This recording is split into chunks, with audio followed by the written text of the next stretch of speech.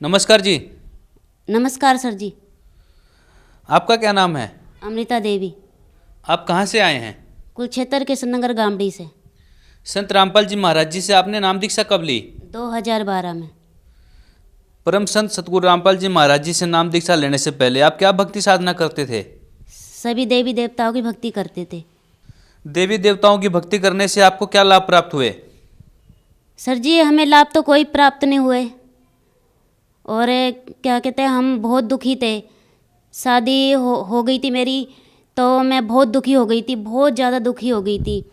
तो कवारी थी तो मेरी माँ ने कहा कि भाई चल तू संतोषी माता के व्रत रख ले। तो मैंने संतोषी माता के व्रत रखना शुरू कर दिए, और इसलिए रखना शुरू कर दिया कि सभी कहते थे कि व्रत रखने से ना पति अच्छा मिलता है। तो मैंने ये सोच के व्रत रखा, चाहे पति चाहे जैसा मर्जी मिले, पर मुझे सास ससुर अच्छे मिले। तो मैंने इसलिए व्रत करना शुरू कर दिया। फिर मेरी शादी हो गई, फिर मेरे सास ससुर अच्छे मिल गए। फिर मेरी शादी हो गई। शादी होने के 1 महीना बाद मैं बिल्कुल अंधी हो गई, और मुझे ना अंधी होने के बाद मुझे कुछ दिखाई भी नहीं देता था। और मेरे जो घर वाले हैं ना, वो मुझे हाथ पकड़ के लेके जाते थे, और कभी कभी वो नहीं भी होते थे ना, तो मैं बाथरूम में वगैरह में जाती थी तो मेरी गेट से टक्कर भी हो जाती थी। तो फिर भी कहा कि चलो कोई बात नहीं, इसे दिखा देंगे। कहा इसका लगता है ऑपरेशन कराना पड़ेगा आँखों का। फिर वो भी ऑपरेशन भी कराया, फिर भी कुछ भी दिखाई नहीं दिया।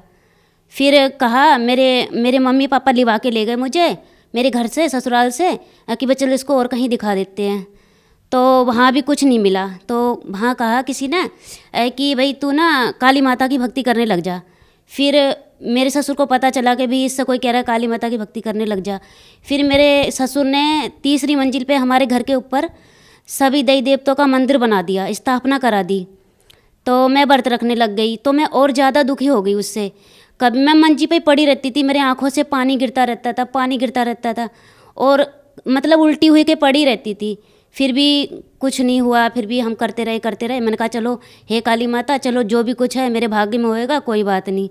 फिर मुझे ऐसी बीमारी थी कि पहले तो मैं कुछ खाने भी नहीं लगती थी पहले, फिर थोड़ा थोड़ा खाने लग गई। फिर कहा झाड़ा पोछा कराने लग गई। अम्बाले भी दिखाया और गांव में भी दिखाया, सारा जगह दिखाया। फिर उनने कह दिया भाई इसकी ना भाई बलि देनी पड़ेगी इसकी। तो मैंने अपने ससुर से कहा, ससुर बोले कोई बात नहीं, बलि दे देंगे। फिर मेरे अंदर ये हुआ कि भाई अपने स्वार्थ के लिए मैं बलि दूँ। तो मेरे सारे बोलने लग गए कि कोई बात नहीं, वो तो पहले से ही होता है, बस हमें तो देना होता है। तो हमने बलि दी। काली माता ने कहा भाई चल बलि दो, तो हम बलि भी दी। तो पहले उसने 7,000 लिए, 7,000 लेने के बाद में 3,000 लिए, 1,500 लिए हैं, उस ऐसे लेती गई। फिर कहा मेरे को दूसरी प्रॉब्लम भी थी, जैसे अंदर से प्रॉब्लम थी। तो हम डॉक्टर को बहुत इलाज कराते थे। उसने कहा भाई इसके तो खून ही नहीं बंद हो रहा है, इसके तो ना लगता है कैंसर है। तो मेरी सास को मैं लेके गई, तो मुझे तो नहीं बताया उसने, मेरी सास को बता दिया भाई इसके लगता है कैंसर हो गया है। तो मैंने थोड़ा सा सुन लिया।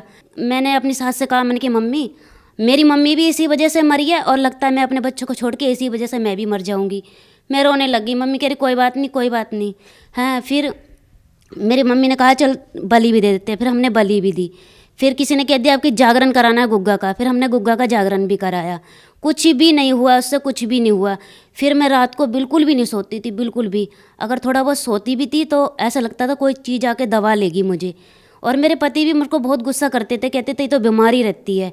बहुत भी पैसा लगाते थे मेरे ऊपर, और फैक्ट्री में फ़ोन ही पहुंच जाता था कि भाई जल्दी आ जाओ, इसकी घरवाली की बहुत तबीयत ख़राब हो रही है। तो बेचारे काम छोड़ के आते थे। फिर कभी भी नहीं आते तो मैं छोटी सी बच्ची को लेके मैं काली माता पे ही भागती थी। 3 बार जाती थी, और छत पे भी ऊपर जो 3री मंजिल पे बना रखा है, 3 मंजिल पर जोत लगाती थी। ये कहती थी माता रानी ठीक कर दे, मुझे ठीक कर दे, वरना नहीं तो तेरे आगे सर पटक के मैं मर जाऊंगी। या तो इस रोग से मुक्त कर दे, या फिर मुझे महारी दे, मुझे जहर ही दे दे, या तो ऐसे कुछ कहा मैंने। फिर कुछ ही नहीं हुआ। फिर मेरे जेठ हैं हमसे बड़े, उन्हें नाम ले रखा था संत रामपाल जी महाराज जी से। तो वो कहते थे कि भाई तू नाम ले, तू ठीक हो जाएगी। मैंने कि मैं नहीं लेती नाम। कह रहा ना तू दुखी हो है बहुत, अच्छा नहीं लगता, वो दुखी हो रही है, अभी तू नाम ले। मैंने कहा नहीं मैं नाम नहीं लूँगी। फिर हम आखिरी बार और माता पे गए, उसने कहा था 5 हाजिरी लगानी पड़ेगी। फिर हम गए उसके पास। जब वो चीज़ मेरे ऊपर ज़्यादा ही अटैक करने लग गई, मुझे बिल्कुल भी चैन नहीं था और मुझे दिखाई भी कम देता था और मेरे को ये गला भी मेरा पकड़ लिया था।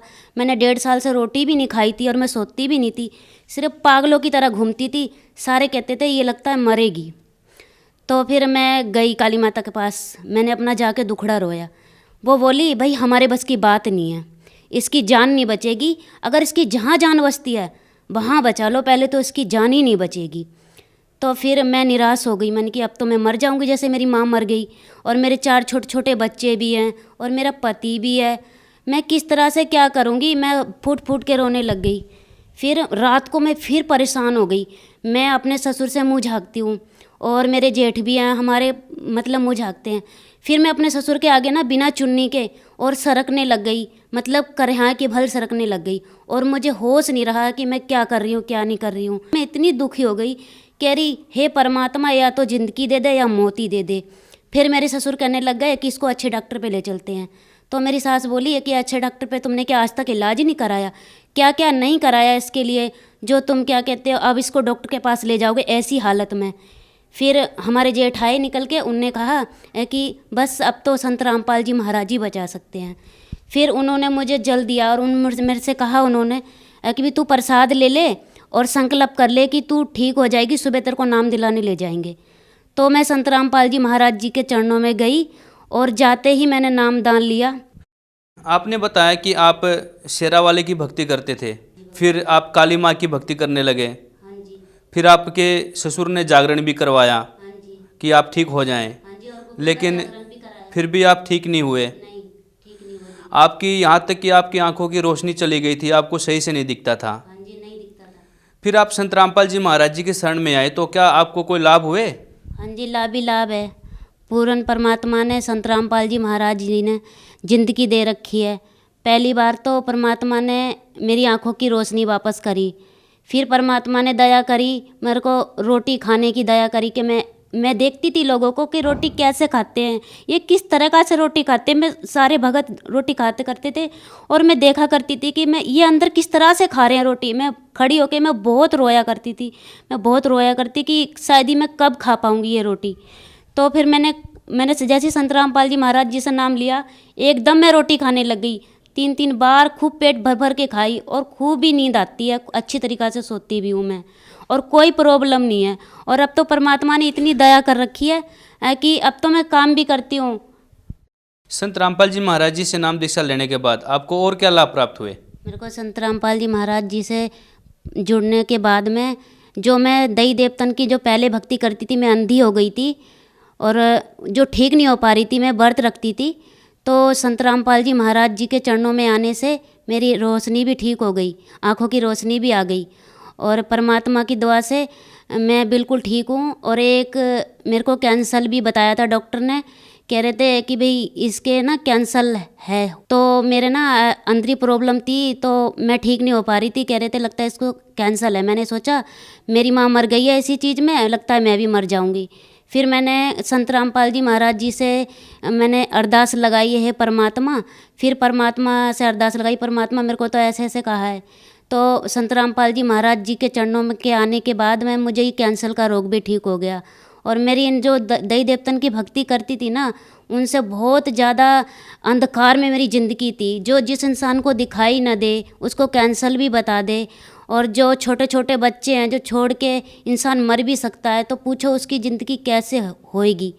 तो संत रामपाल जी महाराज के चरणों में आने से मेरी आंखों की रोशनी भी वापस आ गई और मेरा कैंसर भी ठीक हो गया और मैं अच्छे खासे परमात्मा की दुआ से अच्छे खासे रह भी रही हूँ, हर काम कर रही हूँ और परमात्मा ने बहुत दया कर रखी है।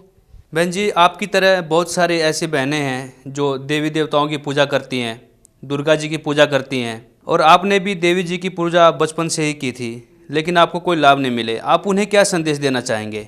मैं अपनी बहनों को यही संदेश देना चाहूँगी कि मैं बहुत दुखी थी, इन दई देवतन की भक्ति करते करते बहुत ज़्यादा दुखी थी और मैं यही कहती थी कि हे परमात्मा या तो मेरी ज़िंदगी ठीक कर दो या मुझे मार दो। लेकिन फिर भी मैं ठीक नहीं, व्रत भी रखे, जोत भी चढ़ाई, बलि भी दी, जहाँ तक कि सब कुछ करा, तो भी मैं ठीक नहीं हुई। और ये कहते थे सारे कि इसके कर्म में लिखा है, ये तो ठीक ही नहीं होएगी, ये तो मरेगी। लेकिन फिर भी संत रामपाल जी महाराज जी ने मुझ पर दया करी और मुझे ठीक करा। और मेरी जैसी बहुत ज़्यादा बहनें दुखी होती हैं, खास करके बहनें ज़्यादा दुखी होती हैं।